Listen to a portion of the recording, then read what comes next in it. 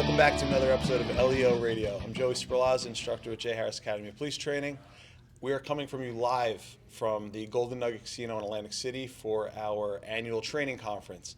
And for our conference, every year we have a keynote speaker, and our keynote speaker this year is Captain Jeff Clark from the Las Vegas Metro Police, and we're going to talk to him about some of the things he's experienced at his agency. And also, he was part of the earlier episodes. You guys haven't seen him for a while, but we are joined with not one of, the Phil Rizzo.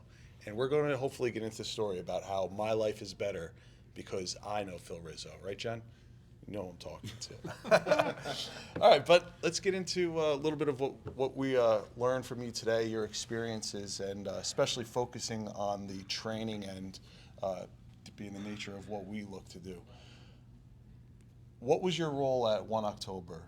If you could just get into a little bit of that and some of your key takeaways and really what you would recommend to other agencies to incorporate in policy, into training, because even the amount of incident command training I've been to, every time you hear one of these stories, it just makes you think outside of your box that we all live in, right? Yeah, for sure. First off, I get a disclaimer that yes, I work for Metro. I am a captain with the agency, and I can talk about some of my personal experiences. But as far as recommendations and things like that, I do have to definitely walk a little bit of a fine line, right? Because I don't speak on behalf of the agency, and if people do want a real debrief or they want to learn directly from us, our agency is open. We're very transparent, and we host other agencies. We'll send emails, we'll give them policy, we'll give them tidbits of things that have worked for us, and we gladly do that because we believe at Metro that we are a premier agency in this country, and we want to help others get to where we are and learn from our mistakes, because believe me, we have made plenty over the years. But my own personal experience during that event, I was the public information sergeant. So my responsibility and roles leading up to and including at 1 October were messaging. Everyone knows what PIO does, or they think they do, messaging out to the public what is going on and giving them the information as soon as we get it and giving it in a timely manner. So that's what I did, and I had a team of 4 officers, and there was a civilian director over me, and we had a video unit, and we also had a social media unit at the time, which was critical in getting out the information and staying, because as you can imagine, with such a large, complex event, the amount of information that was coming out, it was a lot to wrap your arms around, and also to fight those false narratives that were out there. That was a big part of what we had to do. Let me ask you this, and I know Phil teaches our caught on camera class, and he's a PIO in his agency, but for those of us that aren't the PIOs, I took away one of the key points that you hit on is that we don't have the luxury to be wrong. We don't have the luxury to give out inaccurate information, and especially in this day and age of wanting to get information out quickly and timely, because we in law enforcement never want the perception that we're withholding information, right? So how delicate of a balance is that for an incident like this? Because anyone that was attending that concert, people see this on the news. They when you're going to a concert, everybody's talking about, I'm so excited to go see my favorite artist. So now you're going to be inundated with calls.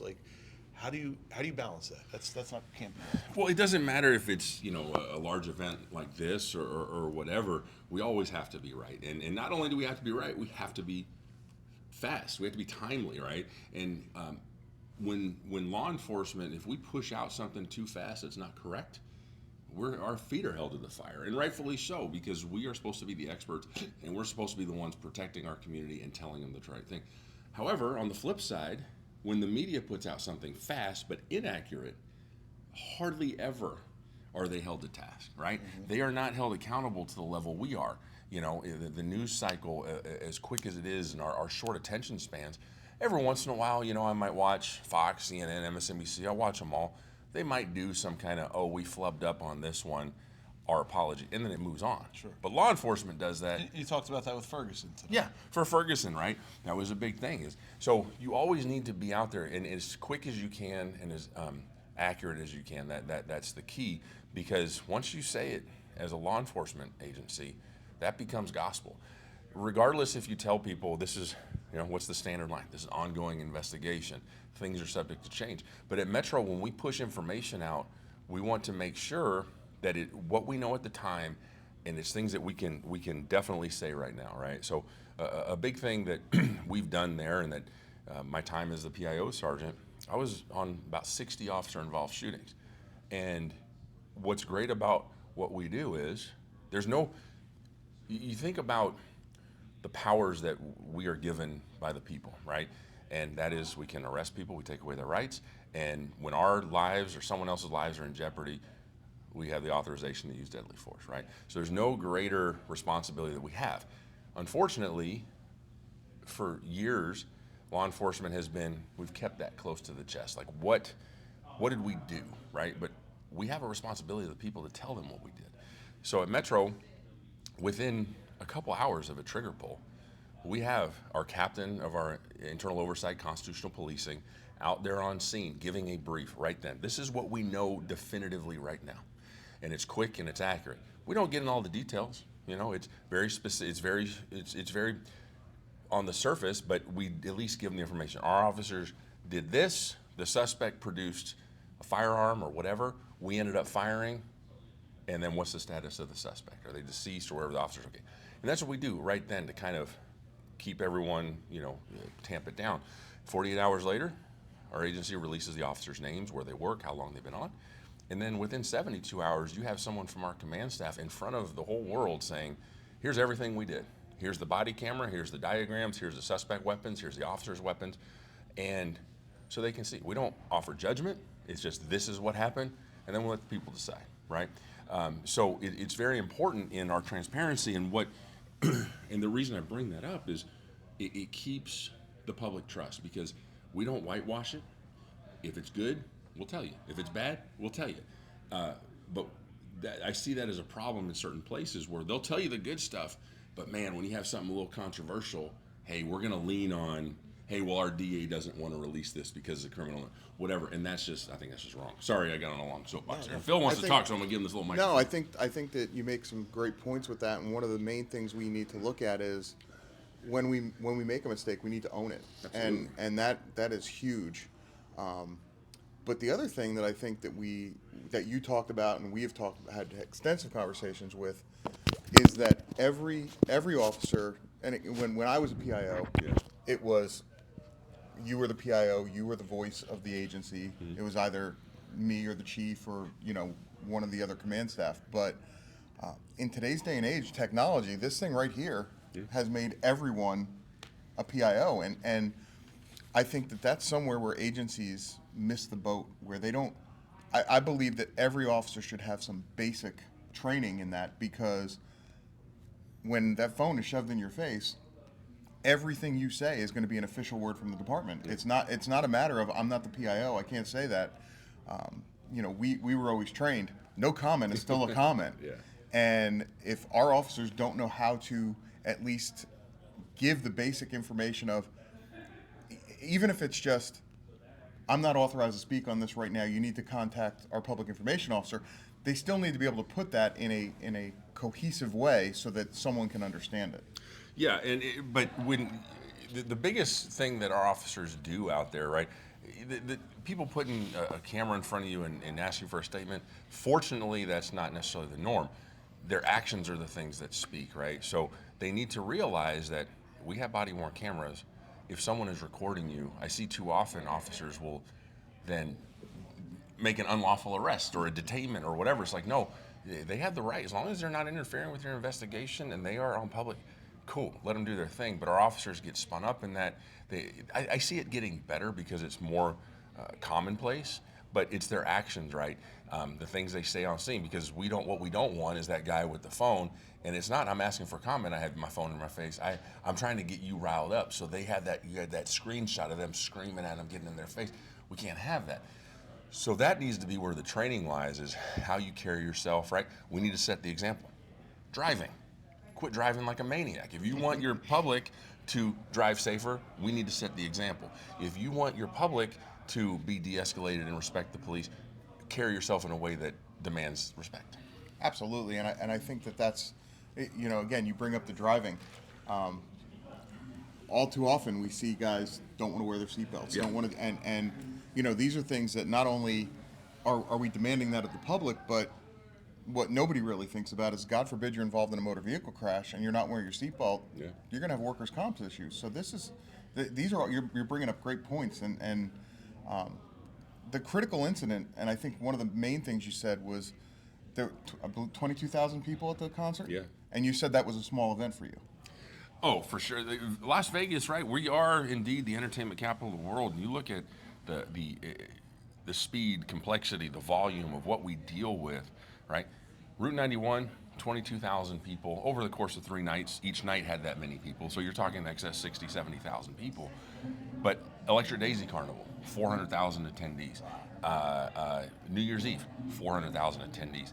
I have all the numbers available. NFR, National Finals Rodeo, concerts, Raiders, Golden Knights. We're about to get the A's. We're going to get a basketball team. All these things, like New York and the places we are now, you're used to those sports teams. But then you add in the conventions, a larger thing of what we do that people don't even realize, the conventions that come through. 100,000 people on every weekend, right? And our officers do a fantastic job of interacting with the public and keeping them safe. But those larger events, Super Bowl, F1, we plan, and we plan some more. We do tabletop exercises. We bring everyone to the table, and we run scenarios by each other. Hey, this thing happens, what do you do? And then we call on, all right, city fire, what are you going to do? County fire, what are you going to do? Hospitals, what are you going to do? What our response is. But what we know is at Metro, people look to us for leadership. And if we didn't have that leadership component, no one else was going to do it, I hate to say. But we plan, and obviously, you talk about 1 October, the things that we've learned with that, right? More medical supplies, more robust medical supplies. Because for that night, it was a tent, right? And the biggest thing that we were used to dealing with are drunks and dehydration and exhaustion. So they quickly got overwhelmed. So those kind of things, our mass casualty incident bags that are at every event now, those kind of things. Overwatch, whether it be by special purpose rifles or snipers. I mean, we have those things are in place. 1 October happened, right? 1st of October, 2017. And then a short 3 months later, we had New Year's Eve, 400,000 people out on the Las Vegas Boulevard, these hotels. Yeah, people were rightfully so a little apprehensive about what was going to happen. So we were talking a little bit earlier. We teach the critical incident class. It's geared not only towards a large agency, but we try to really focus in on pieces that smaller agencies may not be thinking about, because it's not something that's a routine event for them. For my agency, New Year's Eve is always a huge order. We have pre-planned incident command bulletins with a 204 prepared.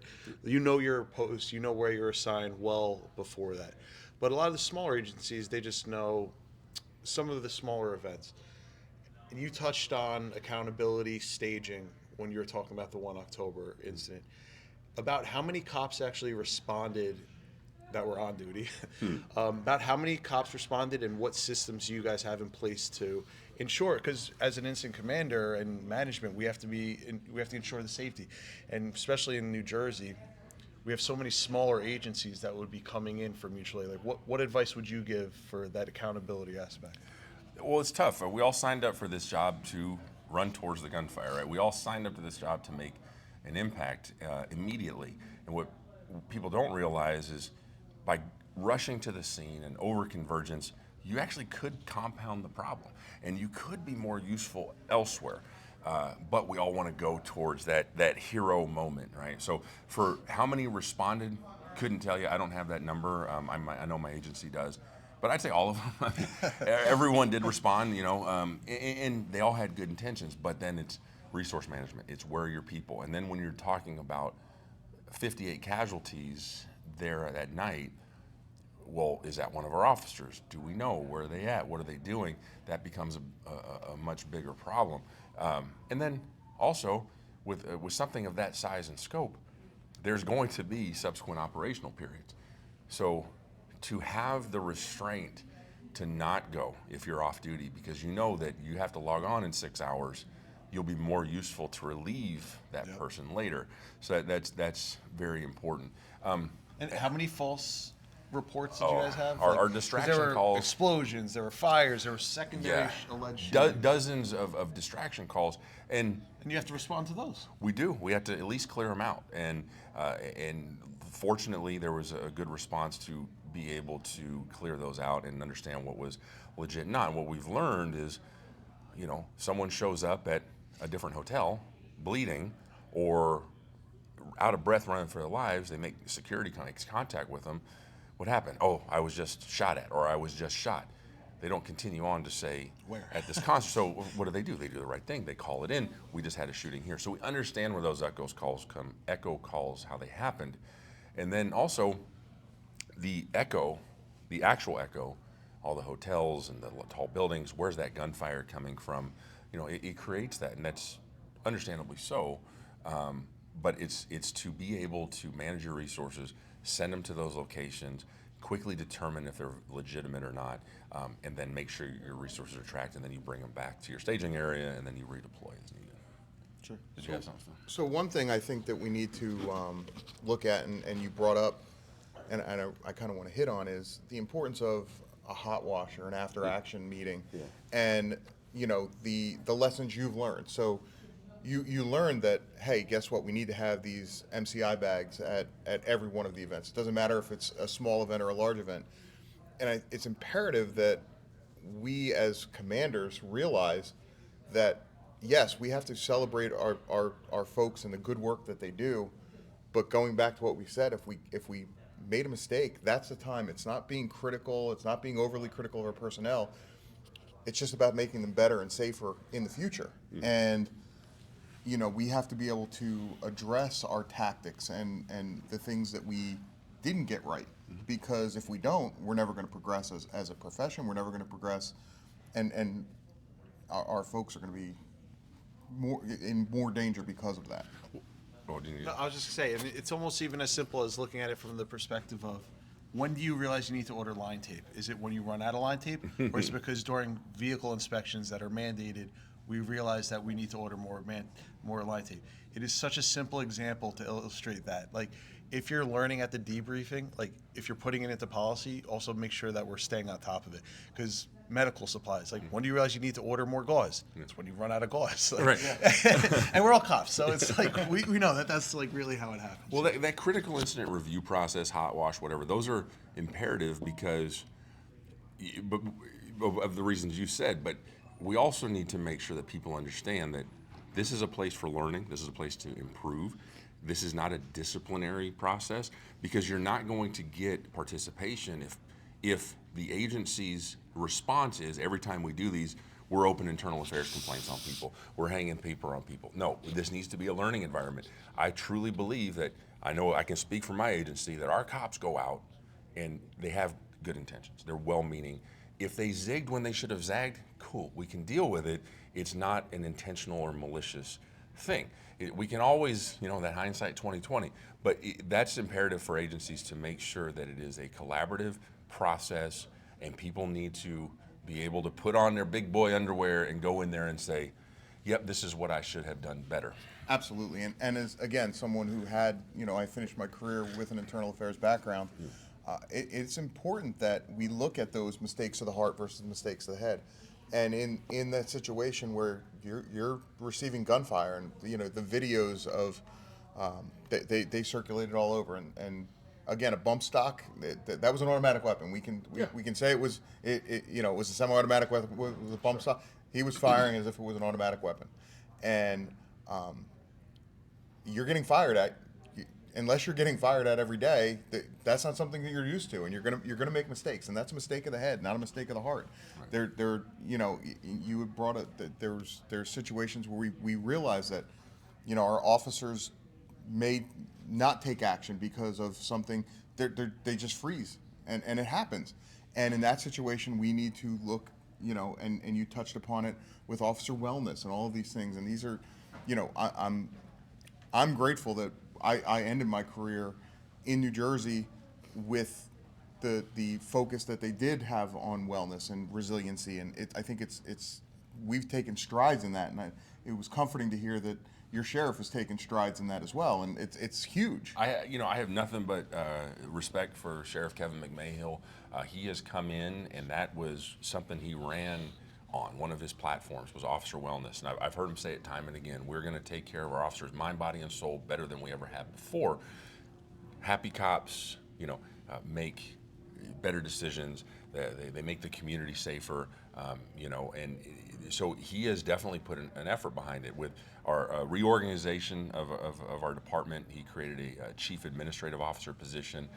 James Kilber, who I have nothing but respect for, I love that man dearly, has come in with a different mindset. We've hired a director of Wellness Bureau who is a clinical doctor. He was our shoot doctor for many years. He was a doctor you had to go to after you got into an OIS. He's our director. They've hired clinicians, 4 or 5 now, and talking to those folks, just by being around, their schedules have completely filled up because officers have a lot of baggage that they need to get off their chest. And I think we make them happier. We make sure they're healthier. Because I tell my cops in briefing rooms, hey, your career is 25, 30 years, whatever you end up doing. I want your pension pulling to be double that. Like, I want you to make them bankrupt, because too often we see officers, 5 years, like that's the life expectancy, and that's absolutely unacceptable. So yeah. Can you touch on, because you spoke about it, and it's honestly not something that's really come to my forethought. You always think about it from the command perspective of saying, we need to build in relief. We need guys to come back to work. And I need you to go home right now because I need you back in 8 hours. And you brought up the point of, you're telling guys to come back to 8 hours that were just shot at. Normally, in a smaller incident, that person's taken out of service to ensure their wellness before they come out back to work. Like, what was your agency's takeaway? How, like, what else do you have to reflect on that? We were so focused, right, on the crime, on the incident, and I think it maybe got lost in shuffle, and people were coming back to work, and it took a minute for us to realize. When I say a minute, a couple days, a week, to realize, oh, we need to sub these folks out. But this, and a lot of them were working special events. So our special events, they were paid for by the concert to be there, but they work all across the valley in different capacities. So, but that is important to realize, like, hey, this person was just through something. We need to make sure they're okay, because thankfully nothing crazy happened. But could you imagine one of those officers gets fired at, they go back to work in 8 hours, and as they're on their patrol, they end up getting officer-involved shooting. Were they in the right frame of mind at the time? Were they healthy to do so? Those are questions that could come up. And fortunately, we were able to stem a lot of that. But I think that's part of it, right? Our sheriff was the undersheriff at the time, and he saw that firsthand. Like, we need to take better care of our cops, which is why I commend him for what we're trying to do. And, touching on the wellness again, we're not thinking small, which I like, right? We have pie-in-the-sky ideas for this.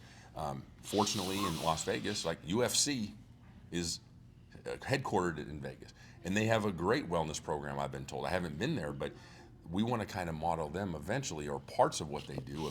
Okay, this is a one-stop shop for wellness. We're not just talking about sitting down with a psychiatrist. We're talking about your financial wellness. We're talking about your physical wellness. You come back from injury. We're rehabbing there. All these things, financial planning advice and career advice. Like, that's what our wellness is working towards.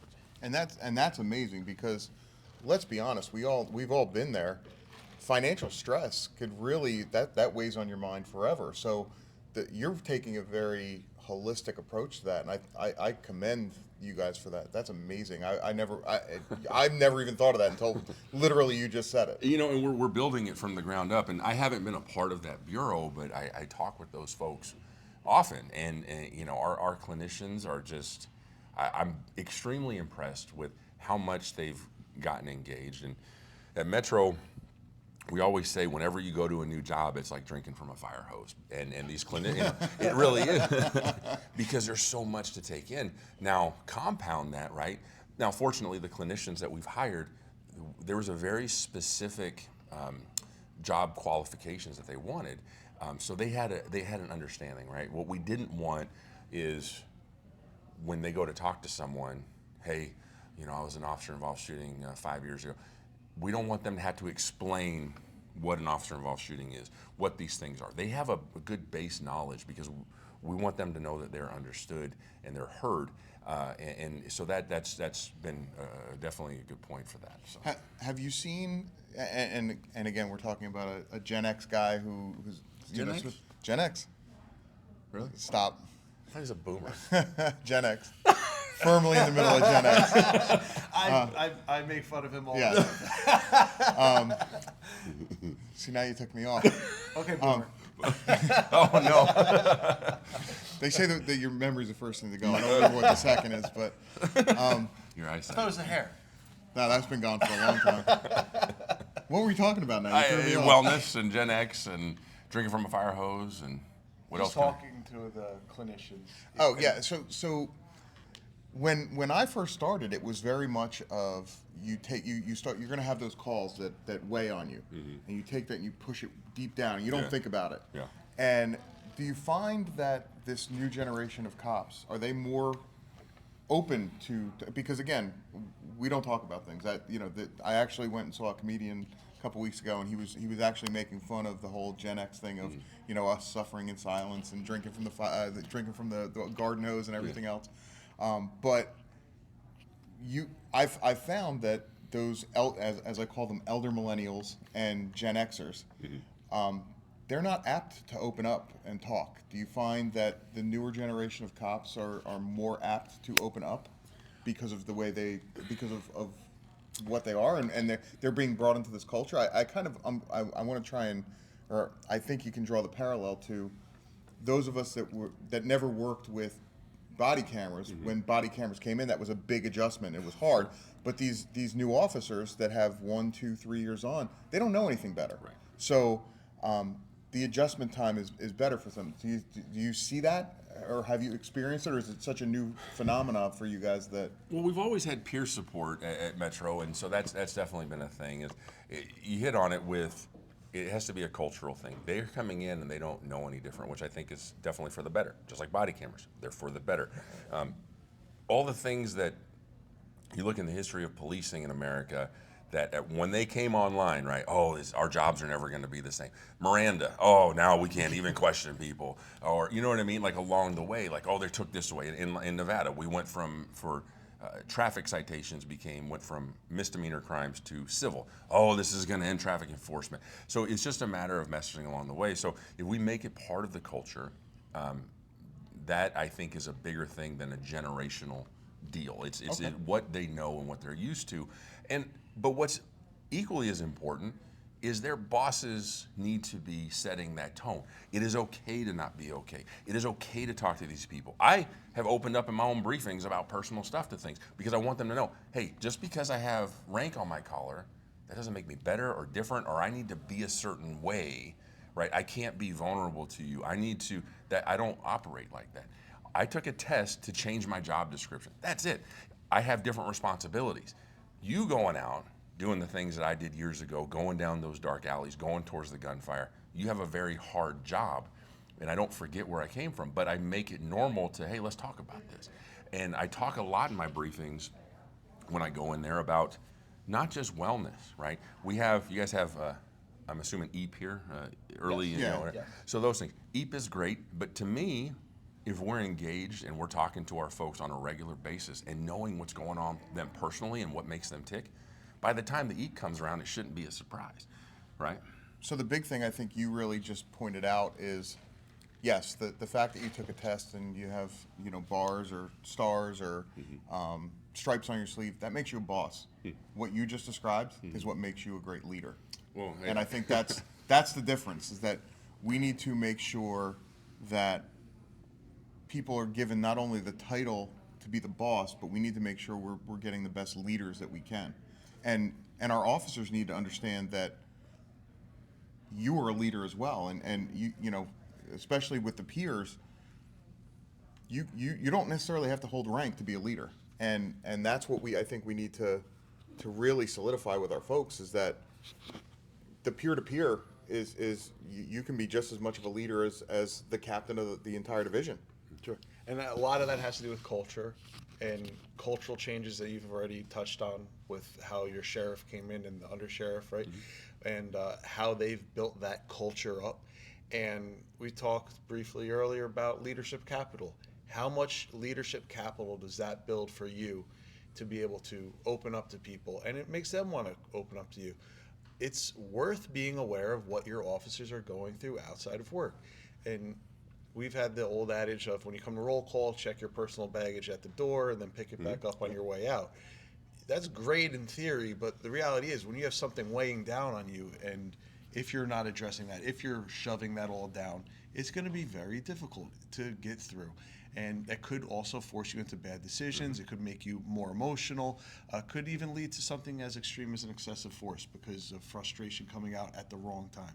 So it's just so important to get that through to everybody, that like build that leadership capital, open up to people, and create that culture. Well, Because and you we're want all that. we're all humans at the end of the day, right? We can't be robots, and you hit on it. If we have the authority to use force on people to take them to jail, we need to make sure that those reasons and what we do are justified and we're in the right headspace. And those are emotional moments for Yeah, us. for sure. When you're in Your a adrenaline's fight, going, yeah. your adrenaline's going, you're not just reacting to the situation and writing an objective report later. You are emotionally attached. You're living that moment. Somebody possibly just struck you. Those emotions that are not contained from your previous incidents that you've experienced, they can come out in those moments because they're also emotional. Well, and I know plenty of cops. They still check the baggage at the door, but okay, you don't. Maybe you're able to, because we're really good at compartmentalizing. Leave your baggage at the door to do your shift. Okay, but now you're bringing the baggage home. That's equally as bad. That's when IAB's called out to domestic violences at your house. You're getting popped for drunk driving and all those things that we see that make all of us look bad. And not saying that those folks that do those things are bad people, but they have a lot of stuff weighing on them, right? And if we're not helping them, then we're missing the mark. And when you're checking that baggage at the door, I don't know, I've noticed that, and again, you're right, we're very good at compartmentalizing. Yeah. You compartmentalize, you check that baggage at the door, you do an 8-hour, 10-hour, 12-hour, 16-hour shift. And guess what? When you pick those bags up and you're tired, they're heavier. Yeah. And, that's something we need to recognize, and we need to make sure that our folks understand is that, yeah, you do need to check that baggage at the door, but we also have to give them the tools to make it so that baggage isn't so heavy when they pick it up again. Mm-hmm. You talked about leadership earlier as well, and it's just because you have the rank doesn't necessarily make you the leader, and not everyone's going to lead different. Jeff Clark leads different than Phil Rizzo, right? And so we all have our different ways, and it's not a one size fits all, but I like to live by not just the golden rule, but the platinum rule. I know how I like to be treated, but you might want to be treated a little different. So I'm going to go with the platinum rule. But, great advice that was given to me by one of our retired assistant sheriffs, Tim Kelly, was accountability meetings. He asked me, he goes, are they still doing it? He's been retired a couple years. Are they still doing accountability meetings? And I was like, not to my knowledge. And I took it from him. So what it is, I don't call them accountability meetings because I think that word sometimes scares people, especially when you want them to be a little more open. I have every quarter, all my sergeants, now mind you, I have a ton, they come in and they sit down with me. It's always scheduled for a half hour, but it usually goes an hour 15, hour and 30. And we're just talking with their lieutenant present. And first thing, how's the family? How's the kids? Whatever. And we talk on a personal note. I don't talk about crime stats. I don't talk about productivity. I don't talk about any of that stuff. Tell me what's going on with you. And I'm telling them what's going on with me. We're just having a conversation. And then I have my board with all the officers listed, and one by one I go down. Tell me about Jimmy. Tell me about Susie. Tell me, and what makes them tick, because they know my expectation is I want you to know what's going on in their lives. But then, where are they struggling? Are you seeing any red flags? But then, besides that, where do they want to go? What are their goals? What are their dreams? What are their aspirations at work and outside of work? And how can we help support them to get to that place? So what you're describing is exactly what we teach in our first line really? supervisor class. And Hey, that was a plug for Jeff Clark Limited. But ironically, it's nice to hear that, because we the old school way was you go to work, work is work, home is home. You don't talk about it. Yeah. But I think you gain a lot of credence with your guys that if you, and again, it's not just how's the wife and kids. It's that you actually know that they have a wife and kids. that if you know they're having struggles at home where they're going through a divorce or something like that, these are things that, you know, they might not openly share with you, but you want to get them to the point where they feel like they can openly talk to you, because we are a family. We, you know, we use the term brothers and sisters, but I can tell you that we need to have that family structure, because if you don't, you're talking about people who are going through doors, and you need to trust that they're going to have your back the entire time. And let's be honest, those of us that have spent time on the job, you spend just as much, if not more time with your brothers and sisters in blue than you do with your own family. True. And, you know, it's imperative that you know them. It's imperative that you, again, know what makes them tick. Well, and it has to come from the heart, right? Like, if you have someone that doesn't, it has to be sincere. It can't be, I have a written script. It's what I like to do. Like, I look forward to those meetings. I look forward to going to briefing, because in my role, I have so many other things that I have to do. You know, I have to meet at the headquarters. I have to go to this community event, that community event. I have to review these uses of force. I have to do these things. And we get so wrapped up in what I have to do, we forget what we get to do. Correct. And I look at that every day. Like, I get to go into briefing and chop it up with these guys and set, you know, let them set the tone. I go into briefing room, that's not my briefing room. That's my sergeant's briefing room. I tell them, you run this, I am just here as a resource should you need it. And I'll tell you this, I am so proud of the men and women at my Southeast Area Command. We have a very busy area. We have a lot of violence, but we also have a lot of really good people, right? That area of town for Vegas was one of the first really developed, you know, going back decades. And there's a lot of good people there, and they do the job right every day. They know that I support them, and my goal is we make the bad people uncomfortable to either change their ways or move, and we make the good people feel safe, because that's what our job is at the end of the day. And I 100% support them, so they do it right, and I see it every day, and I get to call them, you know, I get to be their captain. It's amazing. And I think that's a huge thing, is that we look at the fact of, and I was a big proponent of that, you know, being a resource for your supervisors. The big thing that I think we as commanders get wrapped up in is that you have so many things you have to do, that you need to make sure you make time for the things that you want to do and that you need to do, because we need to make sure that our people see us as a resource for them. And I don't think that we fully appreciate just the mere fact that we show up to a briefing, or that you go down to the police desk and say, hey, how's everything going? Those are the types of things, just those impromptu meetings, those impromptu, hey, how's everything going? Those little things are going to build that leadership capital. Those are the things that are going to make your folks respond to you and want to talk to you, because they're going to view you as a human being and not the robotic boss. Right. And especially when you're actually incorporating their goals, their life plan into that conversation. And it's great to get to know the family, and then you go that one step further by showing interest in their career, because obviously we're all at work, right?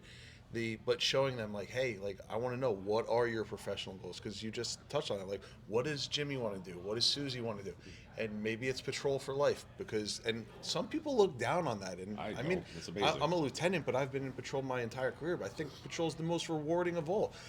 Who gets to interact with the most victims that are made whole? Patrol. Who gets to actually help people? Patrol. Like, when you have that, like, little rudder tap to get people back on course, and, like, seeing what matters to the people that we serve, right? And, like, bringing value to that position. But for you as a captain, coming in and talking to a young officer about their goals, like, talk about getting them invested in them in that department too, right? That's such a great cultural thing. You know, and each time you promote, right, you look at people that are examples, right? Who do you want to be like? Who do you not want to be like? I have learned from every single supervisor I've had. I learned from every field training officer I had. Coming up, I never saw my captain. I maybe saw my lieutenant once a quarter, and I'd probably not see my sergeant, right? Because of that, and I like that we have the chatter back here, because it shows that we are actually at a conference. We Yeah, created. it's funny. Jim only gave us 2 microphones, and now he's the one that's over there chatting it up with everyone. Unbelievable. It's well when your name's on the company, I guess. Exactly. I'll edit that out. No, don't. But so it was important to me, right? And I never forgot that that's where I came from because I'm still a cop at heart, right? I signed up to do something that I think is the most honorable of things. Or passing one of the mics over. But so I see that though with my peer captains now. You talked about culture and how we came up. My peer captains, they do that. They're invested. They're with their guys. Right. My deputy chief, same thing. Like all the way up the ranks, like because our sheriff has set the tone and basically reaffirmed. Now, regardless of who the sheriff is, that's still who I am, right? But it's nice to know that I have that support, not only that support, that expectation, right? So something that we do every, it was twice a year, I believe, it's an executive retreat. So all captains, directors, and above, we go off-site somewhere, we have some leadership training, we get to interact on a different level. But to prepare for that, our sheriff mandates that we all go right along with another bureau so we can see how they operate and give them a fresh perspective. So Las Vegas Metropolitan Police Department, we are the county sheriff. We also have Clark County Detention Center. I've never, besides arresting people, never set foot anywhere above booking. So my ride-along a couple weeks ago was at CCDC. Let me tell you, eye-opening experience. I could never do that job. I think I would go stir-crazy in the 4 walls. But man, you have a module with 1 officer and 20 inmates or whatever you have, the fact that they're able to do their job, they do a great job. But it was really eye-opening to see that. So when we go to this next retreat, we can talk and we can learn. So it's really making sure that we're all invested in the same thing. It's one team. And I agree with you on that. The whole correctional side, we don't think about. We have corrections officers on our staff as well, and we offer assistance with them.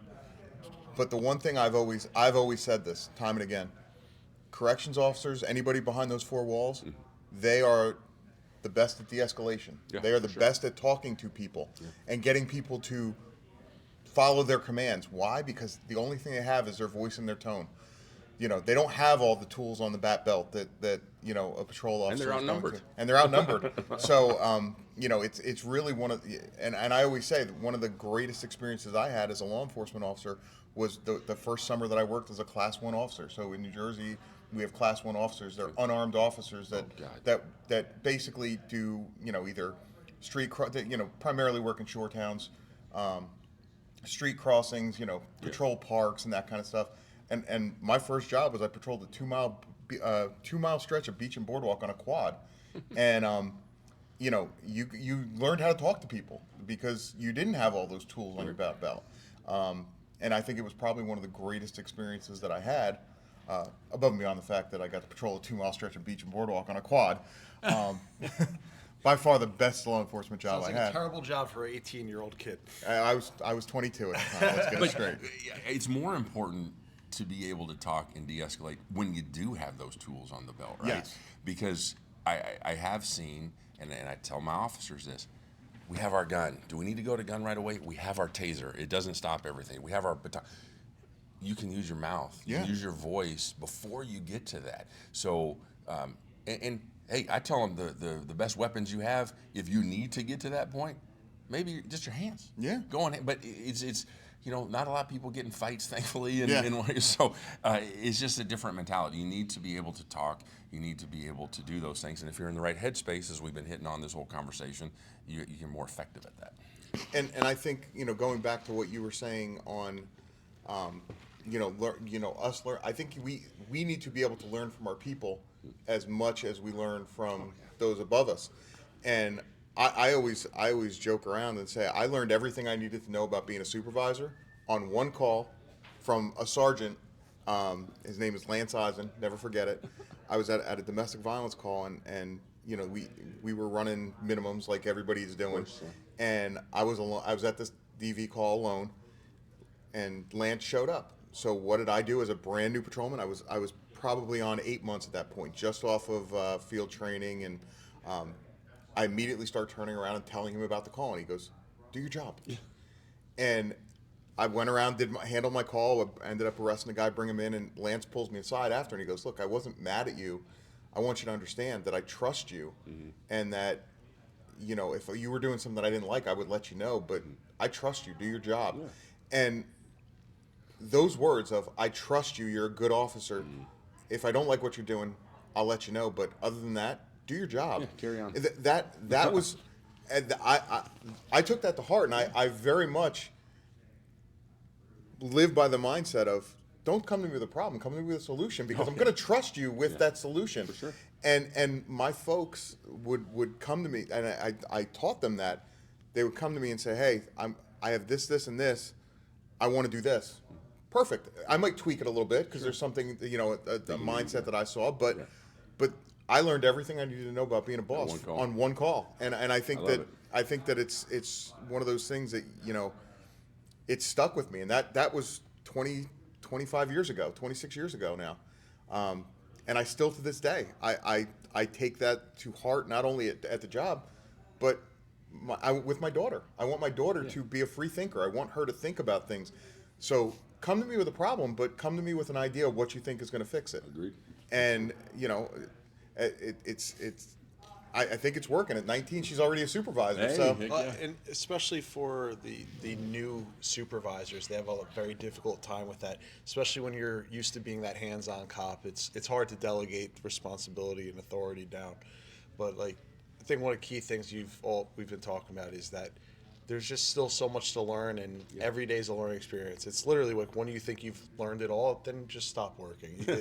It's honestly time to hang it up at that point, because like I'll never pretend like I know everything, but like every time I hear a story that you told this morning, and every time you have these conversations, there's like more lights that go off in your head. So, and like everybody has to have that open-minded concept. I think that in law enforcement now, it's less ego-driven in the sense of I don't need to act like I know everything. As a lieutenant, I need to know the resources. I need to know how to get that answer. But I don't need to have the answer. And that's very important for especially young supervisors.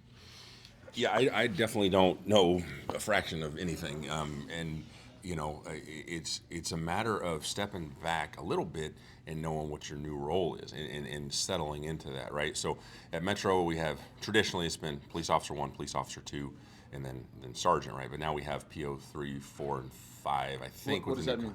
It's just with your PO 1, you're on probation. PO 2, you're off probation, and then they put in these other designators for contractual for their pay scales, right? So it doesn't change. If you're a PO 1 or you're PO 5, that doesn't necessarily mean, it's not like a corporal situation. You're not a supervisor, you're just a senior officer. But we joke, like if a sergeant is getting too hands-on or a lieutenant's getting hands-on, we're like, hey, you're not a PO 6, you're not a PO 7, you're, know your role. There are times that you are going to have to run after someone. You're going to have to fight someone. You're going to have to put handcuffs on someone. Me as well. If I'm the only one there, I'm the one in uniform. They don't care that, you know what I mean? So that's why I wear my vest everywhere I go as well, because I think it's important. But you just need to know your role. But at each rank, you need to trust those that report to you. I didn't say that are below you, those that report to you. My lieutenants, I tell them, hey, this is our goal. How you do each shift and how we approach it, what your resources, that's on you. I am here to now be a resource to help you if you hit a roadblock. Sergeants, now your lieutenant has set the tone for the shift. How are you going to implement that? Officers, how are you coordinating with our area command intelligence officers and our central intelligence unit to know where you need to be and at what times you need to be there? And so that's important. I don't have all the ideas. I don't have all the answers. I have some experience on my side, but that's about it. And you bring up a great point. We had a day shift, middle of the week day shift. Large fight comes out, and it turns out that they're saying there's shots fired and everything else. So the building clears out, and I'm the captain. I end up rolling to the scene. Sergeant had everything under control, and I got there, and he starts telling me, I go, Sarge, it's your scene. I said, do you need anything right now? And he's like, no, I think I'm good. I said, my car's over there. I'll be standing there. If you need something, let me know. And then after the call was over, he said, I appreciate you supporting me. And I said, look, my job at that point, you're running the scene. If you were overwhelmed, I'll help you. Yeah. But at that point, it's your job to do what you need to do. I'm here to support you. I've always told people, the folks that worked with me, and again, I always said they worked with me, not for me. Right. My job was to clear the path for them to do their job. Correct. And as you go up the ranks, you need to realize that that's your job is to make their lives easier, and do whatever you can to facilitate them doing their jobs in an efficient and effective manner. And it's hard sometimes because, again, I don't think any of us signed on to go, yeah, I want to just sit behind my desk all day and type reports up and do this. And nobody signed up for that. That wasn't what we did, but that's where our career paths took us. And I think that the more we realize that we develop the people underneath us because someone took the time to develop us, and we rose to the ranks that we did because someone saw something in us from an early time to develop us to do those jobs. Right. And in an agency your size, you were talking to national media as a sergeant. You come here in New Jersey, that most times that's a chief or a lieutenant, captain.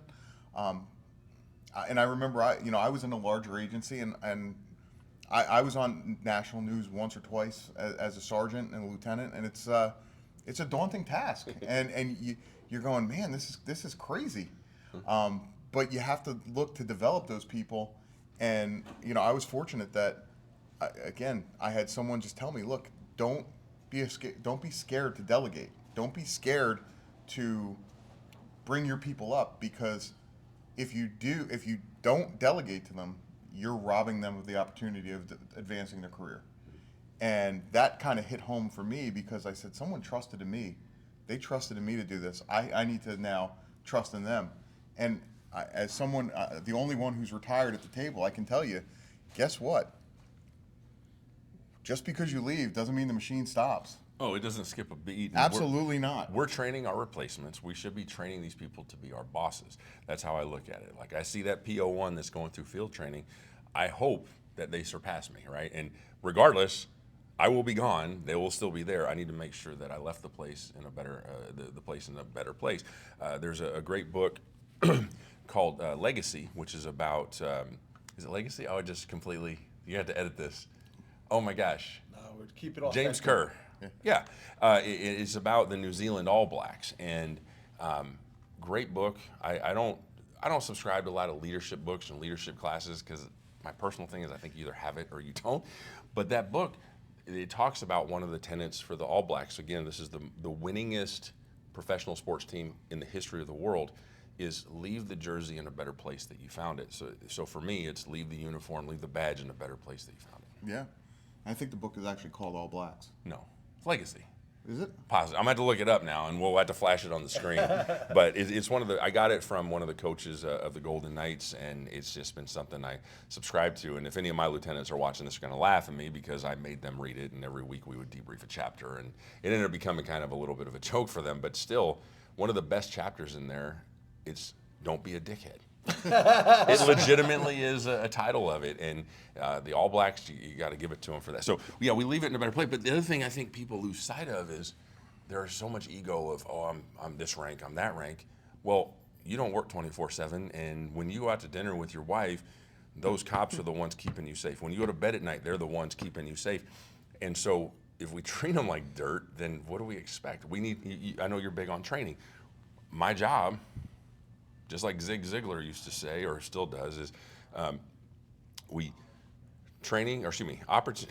messing up here. Preparation plus opportunity equals success. So for me, my job is to prepare them so when the opportunity, the big bad man, the big bad wolf comes down, they are successful. If I go to bed each night feeling like, oh man, I hope tonight's not the night, then what am I doing to not prepare them? Each night I go to bed and I'm like, I feel good. I feel good. Now, bad things will happen, but I feel that we've prepared them. So. And, again, we have to realize that, like you said, I know, yeah, I retired as a captain. My wife could care less that I'm a captain. She's the boss. She is the boss. And I get that. She's your warden. Exactly. But it's one of those things of, you don't want to. You have to have the authority, but you don't want to be an authority, if that makes sense. Because in my head, when you're an authoritarian, you don't want to be authoritarian. You want to be a leader. Sure. And everything you're describing is about being a great leader. And positional authority will only get you so far. That gets you to the bare minimum, Yes. right? You've seen Office Space, right? Like it's, where's my motivation? Like it's literally just to do the base minimum so I don't get hassled. But if you can inspire people or whatever, they're going to run through mountains for you. They're going to do a couple extra car stops. They're going to have a couple extra community contacts that they might not have done otherwise. Yep. And I think you described it pretty well when you were describing the fact that when you got to the mobilization point and every officer was there and they were sad and angry and wanted to get in there, and those are guys that are motivated to do for their bosses because they have been training and ready for this moment, and they just want to get in there, and they're you have guys that are willing to kick down the doors for you and run towards the bullets, and they're doing it willingly, and not only willingly but readily. That says a lot for your agency. That says a lot for the caliber of the officers you're hiring and the caliber of the leadership that they're experiencing. Sure. I think we're getting the signal that I got to get these guys fed, and I don't want to get fined by my boss. But no, but in all seriousness, thank you so much for joining us. The speech, and I wouldn't call it a speech, the presentation this morning, I think was wonderful, very inspiring. I personally like attending these types of events because it recenters me and makes me remember the things that matter. Because I have distractors in my life. You have distractors, right? And the things that matter the most to me is the people, and the people that we not only provide service to in the public, but the people that report to me, work with me, and the ongoing development of them and the ongoing support of them. But aside from that, any final thoughts, anything else that you want to put out? No, I appreciate everyone's time, and it's, I know that there are people in this class that, as Phil said, maybe they're here against their will. That's with every training, but you need to make the most of it, gather what you can, and if you're at the point in your career that you're thinking, I know it all there is to know, or I just don't find the joy in this, maybe it's time to hang it up. But we've invested so much time and energy and money into our people, we need to make sure we're giving them what they need so they don't lose that joie de vivre, like they want to do the job. So that's what I say, keep attending these things, but at the end of the day, man, just we're all people, treat each other with respect, take care of each other, and anything I can ever do to help, just let me know. Thank you. All right. Thank you very much. Thank you for joining us. Till next time, again, Joey Sperlazza from J. Harris Academy of Police Training. Stay safe.